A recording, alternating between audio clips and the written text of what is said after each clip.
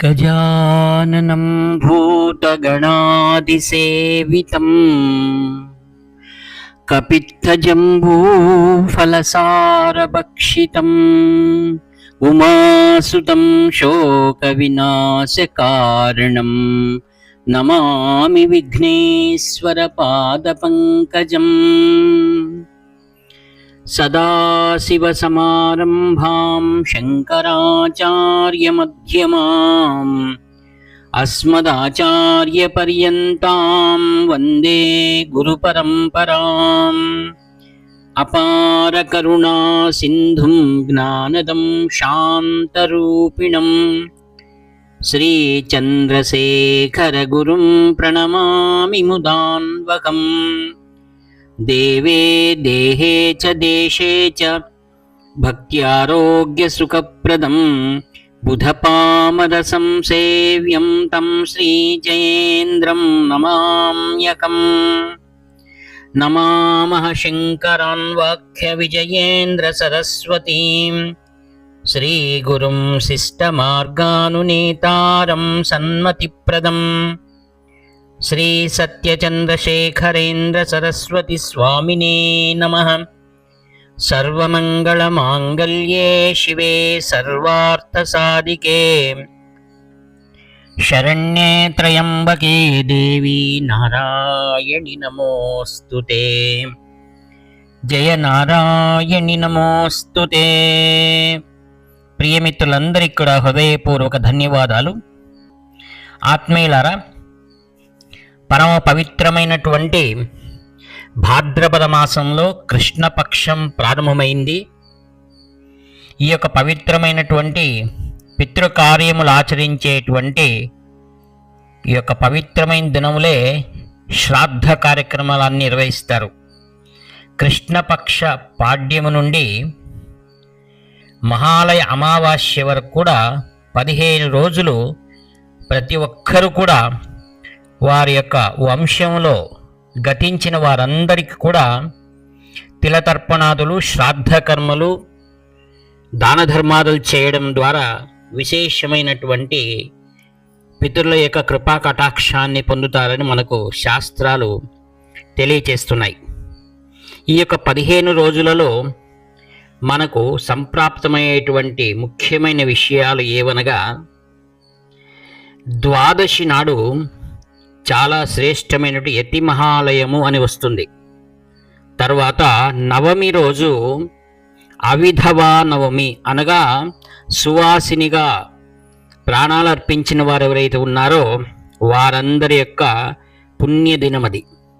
తరువాత మహాలయ అమావాస్య విశేషంగా సర్వపితృ అమావాస్య అని పిలుస్తారన్నమాట. మొదలు అవిధవా నవమి గురించి తెలుసుకుందాం. భర్త కంటే ముందుగా జీవితం చాలించినటువంటి పుణ్య సువాసనులున్నారా వారందరికీ కూడా వారి కుమారులు, సంతతి ఎంతో భక్తిగా తిలతర్పణాదులు, శ్రాద్ధ కర్మలు నిర్వర్తిస్తారు. ఇది దక్షిణాదిలో మరియు కర్ణాటకలో కూడా ఆ రోజు సువాసినులందరినీ కూడా భోజనం చేసి వారందరికీ కూడా వస్త్రాలు ఇవ్వడం కూడా పరిపాటి. తర్వాత ద్వాదశి, భాద్రపద కృష్ణపక్ష ద్వాదశిలో ఎవరైతే యతీశ్వరులు వారి వంశంలో సన్యాసం స్వీకరించిన వారు ఉంటారో వారందరి జ్ఞాపకార్థం ఆరాధన అనేటువంటిది చేస్తారు. మనం యతుల్ని ఎందుకు ఆరాధించాలి అంటే, వారి జీవితంలో వారు ఎంతో సమాజానికి సేవ చేసినటువంటి వారు. తమ జీవితానంతటినీ కూడా సమాజానికి అర్పించిన మహాపురుషులు. వారికి మనం కృతజ్ఞతను తెలియచేయడం మన యొక్క అందరి బాధ్యత. వారికి జ్ఞానము, త్యాగాన్ని గౌరవంగా మరియు గురుస్వరూపమైనటువంటి వారి ఆశీర్వాదం కోసం ఈ పవిత్ర దినంలో భక్తి శ్రద్ధలతో శిష్యులు మరియు వారి సంతానం, వారి యొక్క వంశం వారు కూడా ఆచరిస్తూ ఉంటారు. ఆత్మీయులారా, ఇంకా చతుర్దశి 14వ దినం, దీన్ని ఘట చతుర్దశి అని అంటారు. ఎవరైతే యుద్ధంలో ప్రాణత్యాగం చేసినటువంటి హుతాత్ములు వారందరూ కూడా ఆయుధాలతో చంపబడి ఉన్నారు. వారు దేశం కోసం, సమాజం కోసం, ధర్మం కోసం ప్రాణాలు అర్పించినటువంటి మహాపురుషులు. వారందరికీ కూడా, వారి వంశంలో ఉన్నటువంటి వారందరూ కూడా వారికి ఎంతో భక్తి తత్పరులై శ్రాద్ధ తర్పణాలన్నీ నిర్వర్తిస్తారు. ఆత్మీయులారా, పవిత్రమైన పుణ్య దినాలలో 15 రోజులు ఈ యొక్క కాశీ, గయా, హృషికేశ్, హరిద్వార్ ఇటువంటి పుణ్యక్షేత్రాలలో నదీ తీరాల వద్ద లేదా సరస్సుల వద్ద సామాన్యంగా మధ్యాహ్న సమయంలో పితృకార్యాలు చేయడం సాంప్రదాయం మరియు శాస్త్ర నిర్ణయం.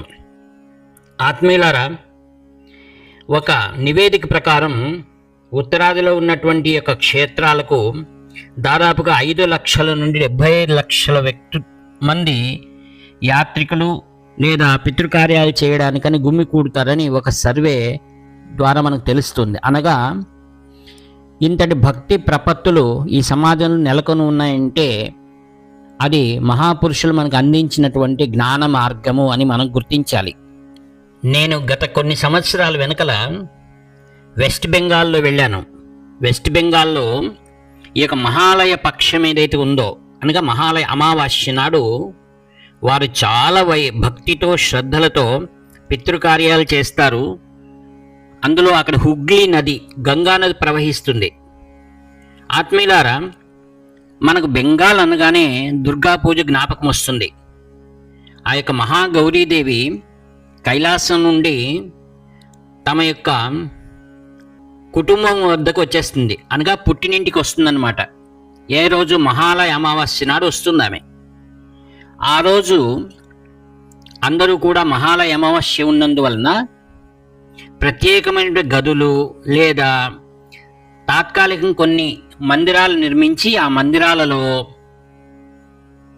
తమ పూర్వీకుల కోసం ప్రత్యేకంగా శ్రాద్ధకర్మలు నిర్వర్తించి వారి చిత్రపటాలు, దాని ముందు పీటలు వేసి గొప్ప గొప్ప నైవేద్యాలను కూడా, వారికి ఇష్టమైన నైవేద్యాలను అర్పిస్తారు. అదిగాక పండితులను పిలిపించి ఆ రోజు శాస్త్రోక్తంగా భక్తితో వారందరూ కూడా ఆ యొక్క మహాదేవి సప్తశతి పారాయణలోని కొన్ని శ్లోకాలను చదువుతారు.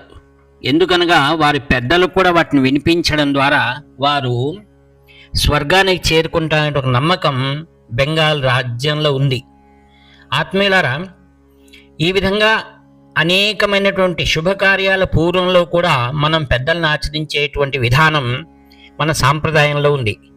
ఉదాహరణకు చెప్పాలి అంటే, వివాహాలకు ముందు లేదా ఉపనయనాలకు ముందు శ్రాద్ధము నాంది అని పిలుస్తారు. నాంది అనగా పూర్వీకులను మనం పిలిచి వారందరి కోసం భక్తి తత్పరులై వారిని శుభకార్యం చక్కగా నిర్వర్తిస్తున్నాం, మీ యొక్క ఆశీర్వాదాలు కావాలని నాంది శ్రాద్ధం అనేటువంటి నిర్వర్తిస్తారు. ఇది విశేషంగా తమిళనాడులో దీన్ని ఆచరిస్తారు. ఇది గొప్ప విషయం. అనగా మన వివాహాది శుభకార్యాల్లో మనం ఏం చేస్తాం, పత్రికల్లో పెద్దల మరియు గురువుల యొక్క ఆశీర్వాదంతో వివాహం తలపెట్టాము అని. ఈ విధంగా శుభకార్యాలకు ముందు కూడా పెద్దలను మనం ఆశీర్వాదం తీసుకోవాలనేటువంటి మన సంప్రదాయంలో ఉంది. ఇది 15 రోజులు పితృదేవతలందరూ కూడా, దాన్ని పితృగణము అని కూడా అంటారు. దేవగణం, ఋషిగణం, పితృగణం అని. ఈ గణముల్లో ఉన్నటువంటి వారందరూ కూడా వారి లోకాల నుండి అనుమతి తీసుకొని భూలోకానికి వచ్చి ఇక్కడంతా విహరించి వారి వారి వంశంలో ఉన్న వారి అర్పించినటువంటి తిలోదకాలను, శ్రాద్ధములను స్వీకరించి మనందరికి కూడా మెరుగైనటువంటి ఆయుష్, ఆరోగ్యం మరియు శుభం మరియు జ్ఞానం, భక్తి ఇలా ముందుకు వెళ్ళాలని మనందరినీ కూడా వారు ఆశీర్వదిస్తారు. ఈ విధంగా మన శాస్త్రంలో మనకు ఈ యొక్క పితృకార్యాలు చాలా గొప్పవిగా మనం భావిస్తున్నాం. వాటినన్నింటినీ తరతరాలుగా మనము ఆరాధిస్తూ ఆచరిస్తూ వస్తున్నాం. శ్రద్ధతో చేయడాన్ని శ్రాద్ధం అని అంటారు. శ్రాద్ధం లేదా తిలతర్పణాలు చేయడానికి అధికారులు ఎవరు అనగా వారి యొక్క సంతానము. ఒకవేళ పుత్రుడు లేని ఎడల కుమార్తె యొక్క కుమారుడు అనగా దౌహిత్రుడు కూడా ఈ యొక్క తిలతర్పణాదులు శ్రాద్ధ కర్మలు చేయవచ్చు. మనం చేసిన శ్రద్ధతో చేసే శ్రాద్ధ కార్యం వలన ఆ యొక్క పితృదేవతలు సంతృప్తి చెందితే ఆరోగ్యము, సంపద, దీర్ఘాయుష్యు, జ్ఞానం, చివరికి స్వర్గము మరియు మోక్షాన్ని కూడా వారు అనుగ్రహించేటువంటి శక్తులు పితృదేవతలకు ఉన్నాయి. మనం చివరిగా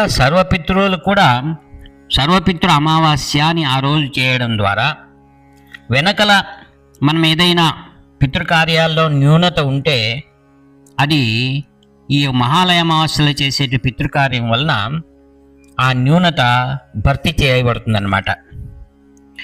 ఇక్కడ మన వంశం వారిని అనగా 3 తరాల వారిని పితృవైపు, తల్లివైపు 3 తరాల వారిని కూడా అనగా 6 తరాల వారిని ఈ పితృకార్యంలో స్మరిస్తారు. పితృకార్యంలో ఎవరెవరికి తిలతర్పణాలు వదలాలి అనే విషయం శాస్త్రం సుభద్రతగా మనకు తెలియజేస్తుంది. మొదటగా తండ్రి, తాత మరియు ముత్తాత గారు, తల్లి మరియు పితామహి అనగా వారి అత్తగారు, ప్రపితామహి అనగా వారి అత్తగారు అనగా తల్లి గారి అత్త మరియు ఇంకొక అత్తగారు. తర్వాత ఒకవేళ సవతి తల్లి ఉంటే ఆమె కూడా వదలాలి. ఇంకా తండ్రి వైపు అయింది. ఇంకా తల్లి వైపు వస్తే తల్లి యొక్క తండ్రి మరియు వారి తండ్రి గారు మరియు వారి తండ్రి గారు అంటే తల్లి వైపు వారు. ఇంకా అలానే తల్లిగారి తల్లి మరియు వారి అత్తగారు మరియు వారి అత్తగారు మరియు భార్య లేని ఎడల భార్య కూడా తిలతర్పణాదులు వల్లాలి. అంటే కర్త యొక్క భార్య మరియు కర్త యొక్క పుత్రుడు అతను కూడా వదలచ్చు. తర్వాత కుమార్తె కూడా వదలాలి. ఇంకా పెద్ద తండ్రి, చిన్నాన్నగారు, మేనమామ గారు అనగా తల్లి యొక్క సహోదరులు, తర్వాత అన్నగారు, తమ్ముడు, ఈ విధంగా తండ్రి వైపు తండ్రి సహోదరులు అనగా అక్క చెల్లెళ్ళు. ఇంకా తల్లి వైపు వారు కూడా వారి తల్లి యొక్క అక్క చెల్లికి కూడా వాళ్ళకు కూడా వదలాలి. తర్వాత అలాగే సొంత అక్క చెల్లికి కూడా తర్పణాలు వదలాలి. తర్వాత కుమార్తెనిచ్చినటువంటి అత్తమామలకు మరియు భార్య యొక్క అన్న లేదా తమ్ముడు వారికి కూడా వదలాలి. తర్వాత గురువు, తనకు మంత్రోపదేశం చేసినటువంటి గురువులకు, తర్వాత ఆచార పరంపరలో వచ్చినటువంటి వారికి కూడా వదలాలి. ఒకవేళ శిష్యుడు ఉంటే శిష్యుడికి కూడా తర్పణం వదలాలి. అలానే ఆత్మ స్నేహితులు, తన కుటుంబానికి చాలా గొప్పగా సహాయం చేసినటువంటి ఆపత్తులో ఉండి వాళ్ళు మరణించి ఉంటే వారికి కూడా తర్పణం వదలాలి. మరియు వారి కుటుంబంలో ఉన్నటువంటి పురోహితుడికి కూడా మనం తర్పణం వదలాలని చెప్తుంది. అలానే జగద్గురు ఆదిగురు శంకరాచార్యుల వారు కానివ్వండి, వారి ధర్మాన్ని పాలిస్తున్నటువంటి వారు వైష్ణవులు అయితే మధ్వాచార్యులు, రామానుజాచార్యులు వారికి కూడా తిలతర్పణాలు వదలాలని శాస్త్రం మనకు ప్రత్యేకంగా విశేషంగా తెలియజేస్తుంది. పితృకార్యము ఎంతో వినయంగా, శ్రద్ధతో, సరళమైన భావంతో ఈ కార్యక్రమాలు నిర్వర్తించాలి. దీంట్లో కావలసిన వస్తువులు కూడా అల్పమైనవే. పూజా వస్తువులు నువ్వులు, దర్భ, తులసి, గంధము, నెయ్యి, ఈ విధంగా ధూపదీపాలు, తిలతర్పణాదులు. మరియు ఒక విషయం ఏంటంటే, మరునాడు మనం శ్రాద్ధం చేస్తూ ఉంటే దాని వెనకటి రోజు రాత్రి ఉపవాసం ఉండాలి. మరియు శ్రాద్ధం చేసినట్టు రాత్రి కూడా ఉపవాసం ఉండాలి. దీన్ని హరివాసరము అని కూడా అంటారు. పితృకార్యంలో విశేషంగా బ్రాహ్మణులకు భోజనము మరియు శక్తి కొలది దక్షిణాదులు సమర్పించాలి. ఈ విధంగా భాద్రపద మాసం 15 రోజులు మనకు చాలా పవిత్రమైన దినాలు. దీని తర్వాతనే మనకు విశేషమైనటువంటి మాతృస్వరూపిణి యొక్క దసరా ప్రారంభమవుతుంది. శ్రాద్ధకార్యంలో కొందరి ఇళ్లలో అగ్ని కార్యమని ఉంటుంది, యజుర్వేదులు వారికి. తర్వాత శ్రాద్ధ కార్యాన్ని వండేటువంటి వంటలు అన్నీ కూడా రాగి లేక వెండి పాత్రల్లో లేక ఇత్తడి పాత్రల్లోనే వండుతారు. దీన్ని వంట పొయ్యి పైన మాత్రమే చేయాలి. ఆ వండేటువంటి వారు కూడా సంప్రదాయ దుస్తులతో మడి ఆచారాలతో నిర్వహించాలి. అరటి ఆకులు లేదా ఎండిన ఆకులతో ఆ వంట పాత్రల పైన కప్పమని శాస్త్రం చెప్తుందన్నమాట. వంటలు కూడా శాస్త్రంలో నిర్ణయించినటువంటి కాయగూరలను మరియు వంట విధానాన్ని కూడా శాస్త్రం మనకు ప్రత్యేకంగా తెలియజేస్తుంది. మనం పూర్వీకుల పెద్దలను అడిగితే ఈ విషయాలన్నీ మనకు చక్కగా తెలియజేస్తారు. పితృకార్యంలో మనం ఎక్కడ చేసినా కాకికి మనం బలి సమర్పించాలి. దీన్ని కాక బలి అని అంటారు. కాకి అనేది యముని యొక్క దూతగాను లేక పితృల యొక్క ఆత్మగాను అభివర్ణిస్తారనమాట. ఆ రోజు ఒక ఆవుకు మరియు కుక్కకు కూడా చివరిలో మనం ఏదైనా ఆహారం ఇవ్వాలని శాస్త్రం చెప్తుంది. బ్రాహ్మణులందరూ భోంచేసి వారి యొక్క వంశాభివృద్ధి కావాలని ఆశీర్వాదం చేసిన తర్వాతనే కుటుంబ సభ్యులంతా భోజనం చేస్తారు. అది విధి. శ్రాద్ధం రోజు ఉదయాన్నే ఇంటి ముందు ముగ్గు వేయకూడదు. బ్రాహ్మణులందరూ భోజనం చేసి వెళ్ళిన తర్వాతనే ఇంటి ముందు ముగ్గు వేయాలని కూడా ధర్మశాస్త్రాలు మనకు తెలియజేస్తున్నాయి. ఈ విధంగా ప్రత్యేకంగా 15 రోజుల్లో మనం తెలుసుకునే విషయాలన్నీ కూడా ఏ ఏ కార్యాలు ఏ ఏ రోజుల్లో మనం చేయాలనేటువంటివి పంచాంగంలోనూ మన యొక్క పెద్దల ఆచారాల ద్వారా మనం తెలుసుకొని భక్తి శ్రద్ధలతో తిలతర్పణాదులు శ్రాద్ధకర్మలు చేయడం ద్వారా విశేషమైనటువంటి శ్రేయస్సు మనకు కలుగుతుందని పెద్దల ద్వారా ఆచరించబడుతూ ఉన్నటువంటి పితృకార్యంలో మనమందరూ పితృలను స్మరించడం ఎంతో గొప్ప విషయం.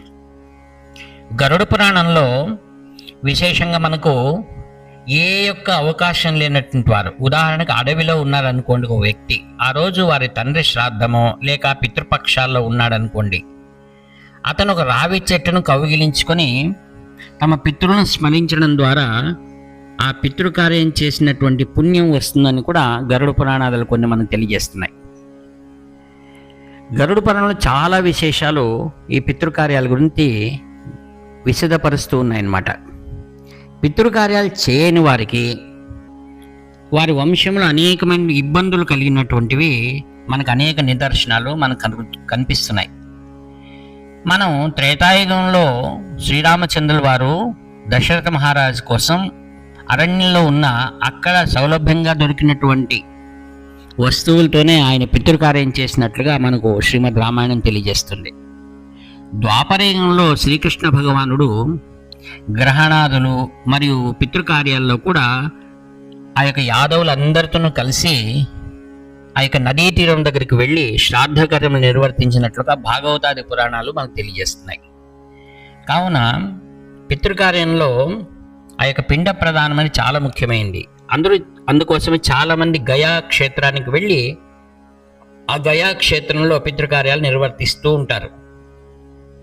ఒకసారి గయకు వెళ్ళి వచ్చాము, మనం ఇంక చేయనవసరం లేను అనేటువంటి ఒక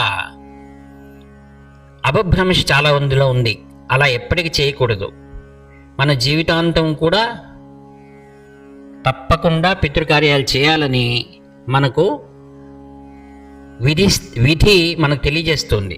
కావున తప్పకుండా ఆచారాలు నిర్ణయించినటువంటి శాస్త్రబద్ధమైనటువంటి పితృకార్యాలను అత్యంత భయభక్తులతో శ్రద్ధతో మనం ఆచరించి వారి యొక్క సంపూర్ణమైన కృపా కటాక్షాలు మనం పొంది జీవితంలో నూతనమైన వెలుగును వారి ద్వారా మనం అందుకోవడానికి కోసం మనం వారిని ప్రార్థిద్దాం.